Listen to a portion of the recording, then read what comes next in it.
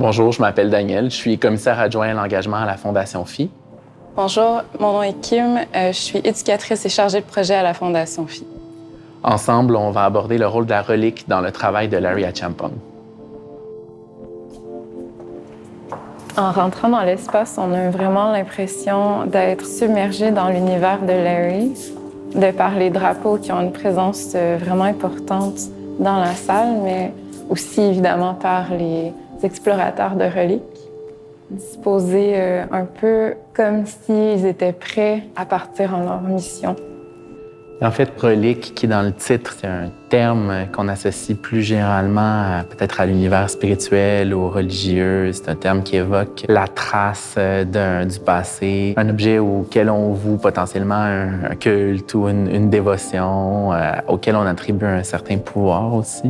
Mais justement, cette définition-là est intéressante quand on pense que dans l'univers de Larry, on est vraiment dans l'idée d'aller chercher un contenu qui est verbal, une histoire, un passé, une trace qui a été laissée par des gens à qui on n'a pas accordé une importance, mais que maintenant on voit toute la richesse d'un vécu qu'on peut utiliser aujourd'hui pour s'inspirer, pour s'éduquer.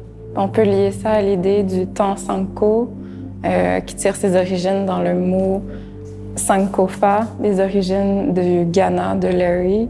Donc, de retourner dans le passé, chercher quelque chose qui a été oublié, qui a été effacé, dans le but d'aller vers l'avant. Cette définition-là du Sanko Time, en fait, un concept inventé par Larry, pour moi, c'est très près de son utilisation de la science-fiction. La capacité, à travers son œuvre, d'imaginer d'autres concepts, d'autres mondes, d'autres possibles. Donc, il y a comme cette tension-là dans l'œuvre d'une relique inventée ou d'une relique à inventer, mais qui est tout aussi importante qu'une autre relique pour assurer la préservation de l'histoire ou du passé. Tout à fait, même si on ne parle pas d'un objet tangible qu'on peut admirer ou même vénérer, on parle ici justement d'un vécu, donc d'un peuple qui va transmettre son histoire à une nouvelle génération, comme on le voit à travers aussi les vidéos, où on peut apercevoir les explorateurs qui prennent le temps d'être imbibés par ce qui les entoure, d'écouter la nature, de vraiment communiquer à travers leur corps, leur présence, et non nécessairement par des objets physiques. C'est ce qu'il y a de puissant dans l'œuvre de Larry Achampong, c'est sa capacité qu'il a de se réapproprier des figures comme celle de l'explorateur pour suggérer d'autres possibles. Par exemple, on voit les figures d'explorateurs dans l'espace d'exposition. On voit le rappel des drapeaux sur les écussons que portent les explorateurs, les exploratrices sur leurs costumes. Mais on voit aussi que cette exploration-là qui est suggérée dans les vidéos ou qui est documentée n'est pas celle de la figure du pionnier ou du colonisateur qui veut s'approprier complètement la nature ou contrôler, subjuguer le territoire à son pouvoir. C'est plutôt le contraire, une écoute en accord ou en harmonie avec la nature, un temps plus long, une attitude presque contemplative qui fait en sorte que la figure de l'explorateur est réinvestie d'un autre pouvoir, en fait, dans son travail. C'est vrai que dans l'œuvre de l'artiste, on voit vraiment l'importance qui est accordée à l'écoute.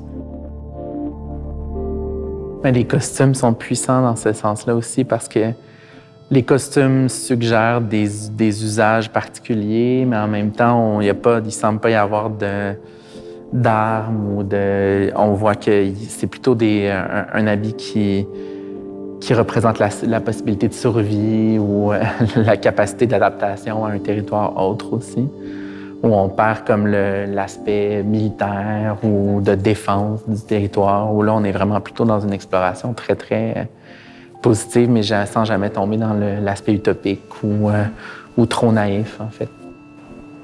Si on regarde un peu plus les drapeaux, on voit tout de suite le lien entre le rouge et le rouge du sol, de la terre. Vraiment l'impression d'entrer dans un univers, d'entrer dans un espace, le mouvement vers l'avant. aussi avec les étoiles, chaque étoile représentant les 54 pays d'Afrique qui sont unis. Puis aussi avec le rouge, on a tout de même l'histoire, les sacrifices, la difficulté rencontrée par les différents peuples d'Afrique. Mais on retrouve dans le vert l'idée d'être entouré de nature. Il y a comme une volonté d'imaginer une autre union, une autre façon de mettre en commun les États africains, cette invention-là de Larry de l'Union panafricaine qui renvoie à l'idée de la science-fiction, ou du moins à la capacité qu'on a comme visiteurs, comme individus, comme citoyens, comme artistes, d'imaginer d'autres manières pour les choses d'entrer en relation l'une avec l'autre. Dans ce que tu dis, il y a évidemment justement l'idée de l'unité. On a aussi un rappel des couleurs, des formes, quelquefois du drapeau du Ghana, donc les origines de Larry.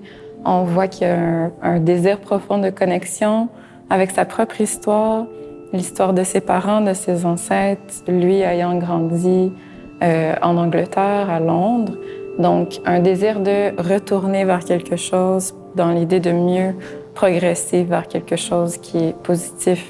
Cette idée de la trace ou du retour est importante aussi dans une œuvre qui est présentée à l'extérieur de la galerie. Les drapeaux ont été présentés dans différents quartiers de la ville de Montréal. On voit que l'artiste réfléchit dans ce geste-là à la possibilité de laisser une trace ou une relique de son passage à l'extérieur de l'espace de la galerie. Puis cette idée-là de la relique revient aussi avec l'intervention au sol qui a été imaginée par l'artiste, où le sol de la fondation a été repeint avec cette couleur-là, justement brune, rougeâtre, où on voit les coups des pinceaux, l'application du pigment sur le sol. Puis on voit qu'au fur et à mesure que les visiteurs vont traverser l'exposition, venir visiter l'œuvre de Larry, il va y avoir aussi des traces de leur passage parce que la peinture porte l'usage de nos pas, de nos passages. Donc, c'est une autre façon aussi de s'imaginer la relique dans un sens, de porter la trace de notre présence dans l'espace d'exposition.